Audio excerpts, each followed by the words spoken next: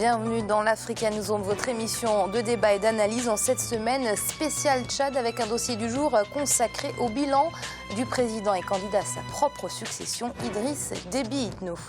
Et au sommaire également de cette émission, Yahya Jammeh, le président gambien, candidat lui aussi à sa propre succession. Il a été investi par son parti. C'était ce vendredi 26 février.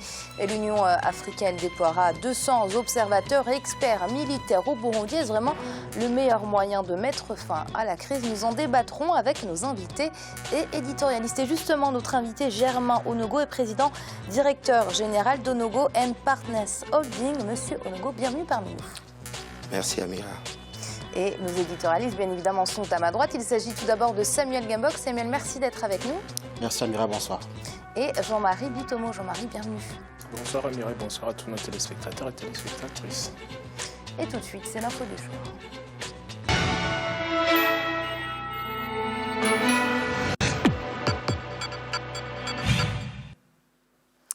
Aucune date n'a été avancée, mais l'Union africaine a annoncé qu'elle déploiera 100 observateurs des droits de l'homme et 100 experts militaires pour surveiller la situation au Burundi. Une décision prise au terme de la mission du groupe de facilitateurs qui a séjourné 2 jours durant à Bujumbura pour rencontrer un certain nombre d'acteurs.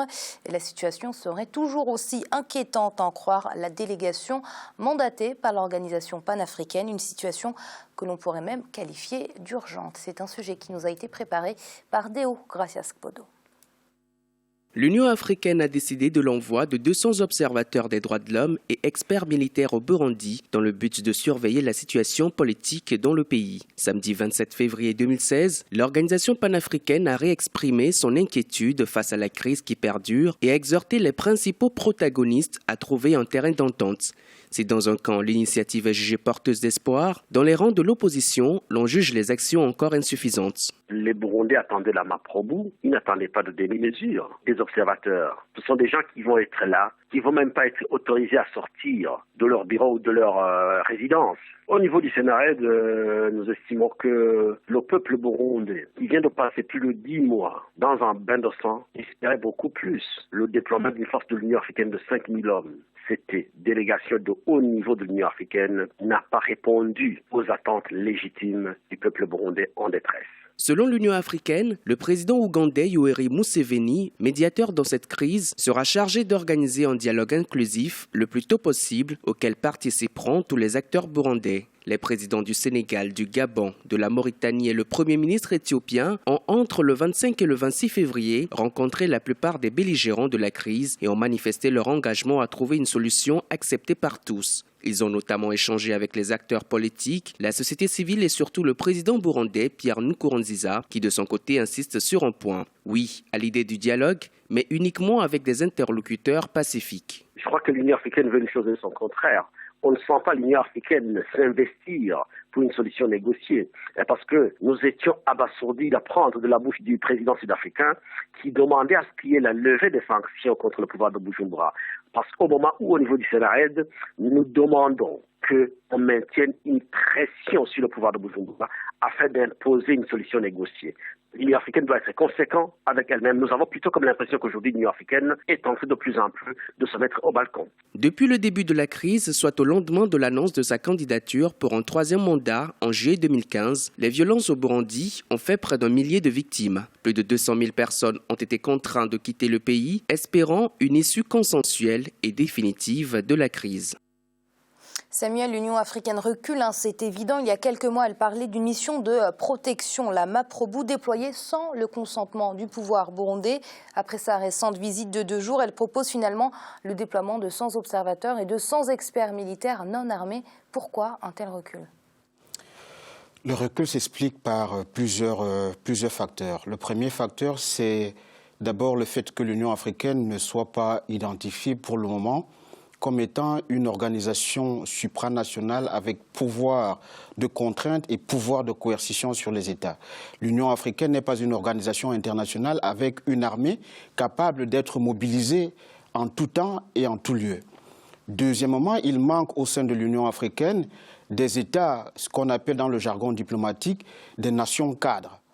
Au sein de l'Union européenne, par exemple, quand l'Union européenne n'arrive pas à déployer une opération au-delà des frontières européennes, il y a des pays qui sont des puissances régionales ou des puissances moyennes au niveau mondial qui sont capables de projeter leurs forces avec l'emblème de l'Union européenne. En Afrique, aucun État ne s'est encore présenté sous cette forme-là. Peut-être que le Tchad va le faire. Et je vois le discours tenu par le président Idriss Déby lors du 26e sommet de l'Union africaine. Il pourrait peut-être, mais malheureusement, il lui manque non seulement les moyens financiers, mais il lui faut au moins quelques pays qui puissent s'agréger à son ambition. Malheureusement, aujourd'hui, on constate qu'aucun pays n'est prêt à soutenir une intervention de cette nature. Donc l'Union africaine fait face à un double problème, celui de son identité au niveau international, mais aussi sa capacité opérationnelle, sa capacité financière à mobiliser des troupes, à les envoyer. Et aujourd'hui, tout le monde sait très bien... Pas de question de volonté, selon vous, c'est vraiment une question de moyens qui empêche l'Union africaine d'intervenir. Moi, je pense que l'Union africaine fait ce qu'elle peut faire. L'Union africaine peut aller plus loin si les États membres lui permettent d'aller plus loin. Ce sont les États membres qui doivent décider de déployer des troupes. Et même si l'Union africaine a décidé de déployer une force africaine, il faut que les États membres apportent leur contribution. Et ce sont les États membres qui ont des armées. Si les États membres ne mobilisent pas leurs armées, si les États membres ne donnent pas leur accord de principe auprès de l'Union africaine, sur le plan opérationnel, ne pourra absolument rien faire.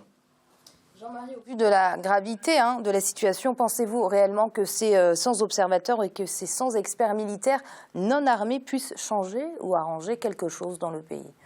Personnellement, je ne pense pas que ça puisse arranger quelque chose là-dessus, Amira. Tout simplement pourquoi ? Parce qu'on vit, c'est-à-dire depuis que cette crise a éclaté, nous vivons des épisodes qui sont des épisodes qui nous étonnent les uns et les autres. Et il y a quelques semaines, la République sud-africaine s'était décidée, ils étaient les premiers pratiquement à prendre l'initiative éventuellement d'une intervention armée. Je ne sais pas ce qui s'est passé, comme Samuel est en train de le souligner, c'est que peut-être éventuellement l'Union africaine n'a pas eu le soutien nécessaire pour pouvoir intervenir militairement, si vous voulez, au Burundi. Mais j'estime que c'est une situation qui est relativement grave, dans la mesure où nous savons bien ce qui est arrivé au Burundi, ce qui est arrivé au Rwanda. Et on laisse cette situation-là perdurer. Ça voudrait dire qu'on risque de déboucher dans une situation qui va devenir incontrôlable par rapport à tous les États africains. Il faut que l'Afrique comprenne aujourd'hui que ce ne sont pas les autres États qui viendront régler les problèmes des Africains. Il a fallu que M. Ban Ki-moon, le secrétaire général de l'ONU, se déplace pour qu'on puisse avoir un début d'éclaircissement par rapport à la situation. Mais il me semble que les solutions qui sont mises en place sont tellement en dessous, si vous voulez, des impératifs nécessaires pour pouvoir établir la situation. C'est que je me dis, il faut que les Africains puissent se prendre en main eux-mêmes et non pas attendre tout le temps l'aide de l'extérieur. Nous le répétons à longueur de temps, si vous voulez, sur ce plateau. Tant que nous ne le ferons pas, nous serons toujours infantilisés par rapport à la diplomatie internationale, par rapport à la diplomatie africaine même. Là, il ne s'agit pas de projeter des forces africaines vers l'extérieur de l'Afrique, mais au sein même des États africains, et je trouve ça vraiment dommageable. Samuel, on attendait également de l'Union africaine qu'elle contraigne le président Nkurunziza à négocier avec la CNRD, l'opposition dite radicale par le pouvoir. Il n'en est rien dans un tel contexte. Comment parler de résolution de crise quand les parties prenantes au conflit refusent de s'asseoir à la même table pour parler, discuter et négocier ? Amira, on ne peut exprimer que sa désolation. On est dans une situation où la communauté internationale montre ses faiblesses, montre son incapacité à apporter de la protection aux vies humaines. Pierre Nkurunziza, aujourd'hui, est face à ses responsabilités. Il est dans un monde qui lui donne la possibilité de faire tout ce qu'il veut.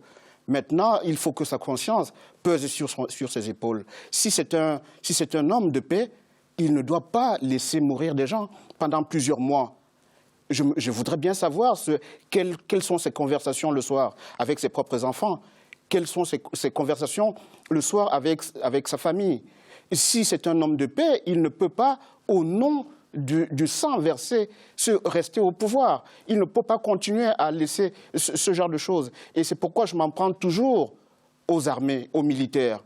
En réalité, certaines armées africaines sont à l'image des aptitudes intellectuelles des dirigeants de leur pays. Plus ces aptitudes sont considérables, plus on a des armées performantes, moins on a des dirigeants qui ont des aptitudes intellectuelles considérables et une vision stratégique hautement à la hauteur des attentes de la nation, plus on a des armées professionnelles. Donc moins on a des dirigeants qui sont capables d'avoir cette vision, plus on aura des armées qui seront essentiellement formatées pour mater les populations et diminuant ainsi la capacité de l'État à protéger sa propre souveraineté. Et le président gambien vient d'obtenir la confiance de son parti, l'APRC. Yaya Jammeh a été officiellement investi par l'Alliance patriotique pour la réorientation et la construction lors d'un congrès. C'était ce vendredi 26 février pour être une fois de plus candidat à l'élection présidentielle. Arrivé au pouvoir en 1994 à la suite d'un coup d'État militaire, il a déjà été réélu à 4 reprises et ses années de gouvernance sont loin de faire l'unanimité. Diarra Ndiaye. Le président Yaya Jammeh, candidat pour briguer un 5e mandat présidentiel en Gambie. Dorénavant candidat à sa propre succession pour les élections prévues en décembre 2016, il a officiellement été investi par son parti, l'Alliance patriotique pour la réorientation et la construction, l'APRC, lors d'un congrès tenu ce vendredi à Kanilai, village natal du dirigeant gambien. Cette élection se prépare dans un contexte politique tendu. Le régime de Yaya Jammeh est accusé par des ONG de disparition forcée, assassinat, exécution extrajudiciaire, accusation qu'il continue régulièrement de rejeter. Continuons d'être au service du peuple et gardons notre détermination à mieux le servir et lui donner les standards de vie parmi les plus élevés dans le monde. Nous sommes en démocratie et il parle de limitation de mandat.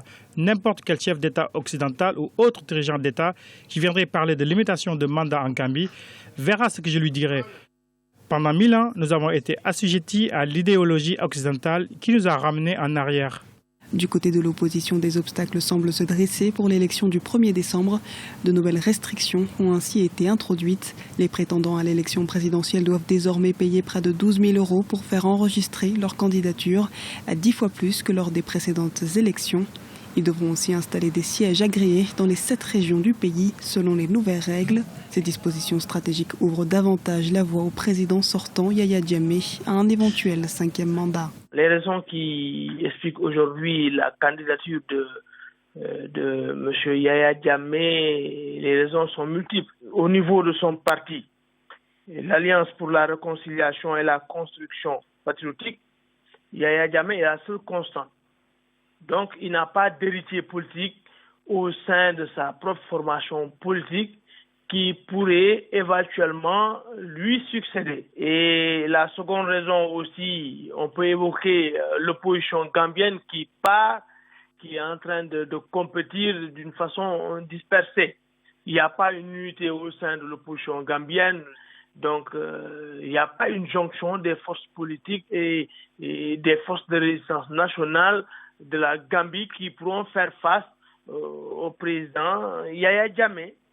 Et en plus de cela, l'opposition est étouffée, la presse qui devrait participer à la démocratie, à la vie politique de la Gambie, et elle est étouffée.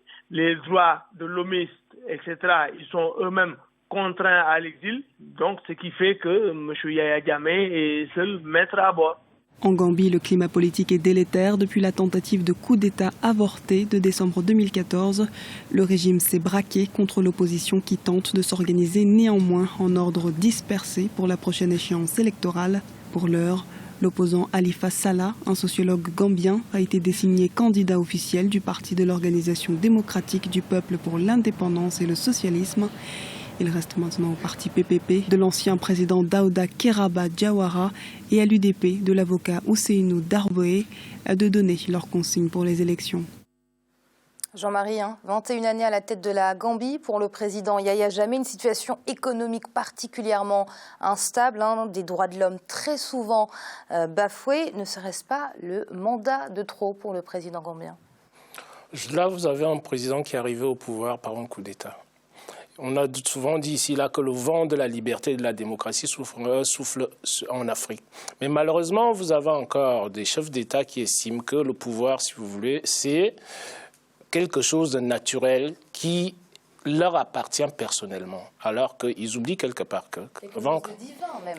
Quelque chose de divin, si vous le dites. Selon les dires du président Yaya Jammeh. Ben voilà, selon les dires du président Yaya Jammeh, il estime qu'il a été placé là par le bon Dieu et que il n'a pas à bouger. Mais j'estime que ça, c'est vraiment dommageable pour la scène politique africaine, dans la mesure où vous avez des individus qui ne se rendent pas compte que le monde est en train d'évoluer. Même par rapport à leur propre population, cette évolution-là, si vous n'ouvrez pas le jeu politique, voilà un candidat qui est en train pratiquement de fermer la scène politique du pays. Les opposants sont arrêtés, du moins, je pense que ceux qui sont arrêtés, ce sont les plus menaçants, dont on laisse de côté ceux qui ne représente pas, si vous voulez, une forme de déstabilisation électorale par rapport au résultat qui est attendu par le président de la République. Et j'estime vraiment ça dommageable dans la mesure où vous avez en même temps un pays comme la Gambie qui a tellement des problèmes économiques à un point tel qu'il faudrait bien, pour que vous ayez des investisseurs internationaux qui arrivent dans un État comme celui-là. Bon, la Gambie vit, on le sait tous, la Gambie c'est un petit État, ils n'ont pas grand-chose. Ça vit de quoi? Ça vit du trafic de drogue. Donc je pense très très bien qu'à partir de là, il y a un certain nombre de stratégies à mettre en place qui soient des stratégies qui soient bénéfiques à l'ensemble de la population. Je ne vois pas comment un État africain, même si c'est un petit pays comme la Gambie, peut évoluer, si vous voulez, sur des trafics exclusivement. On parle toujours des trafics, c'est-à-dire sur ce plateau, mais vous avez des types de trafics qui permettent à un pays de pouvoir avancer et d'autres qui, au contraire, si vous voulez, annihilent tous les efforts qui peuvent être mis en place pour pouvoir sortir le pays de sa torpeur. Samuel, alors que la limitation des mandats en fait polémique sur la quasi-totalité du continent africain, Yahya Jammeh, lui, a été clair. Il n'est pas question de mettre en place une limitation des mandats. C'est clairement ce qu'il a dit. Qu'en pensez-vous? Je pense qu'on a encore là un Pierre Nkurunziza bis.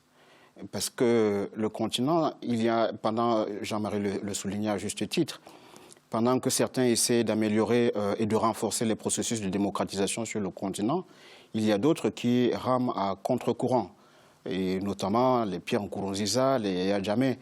Et permettez-moi encore une fois de revenir sur le rôle de l'armée. Parce que si ces gens sont puissants, c'est parce qu'il y a des hommes armés qui les soutiennent. Un individu ne peut pas gouverner tout un pays, l'humilier, alors qu'il n'a même pas les compétences nécessaires pour le diriger. Il le fait, il a l'occasion essentiellement de le faire parce qu'il y a des militaires, il y a des forces de l'ordre qui sont derrière lui. Et c'est à ce niveau que j'essaie aussi d'évaluer les aptitudes intellectuelles des armées. Parce que quand on voit la situation économique de la Gambie, le solde budgétaire s'est littéralement détérioré au cours de ces dernières années. La croissance économique est quasi nulle depuis 2013-2014. Je me demande, quand il indique qu'il va contribuer à améliorer les standards de vie de son peuple, en les rendant parmi les plus performants du monde, je me demande sur quoi il compte. Soit il est aveugle, soit il est tout simplement un idiot. Mais je ne veux pas peut-être considérer qu'il est idiot. Je veux tout simplement voir que c'est un homme d'État qui n'est pas à la hauteur des attentes de sa population. Et c'est l'heure de marquer une courte pause. On se retrouve très vite pour la suite de l'Africa Newsroom et le dossier du jour consacré au bilan du président tchadien Idriss Déby Itno. À tout de suite.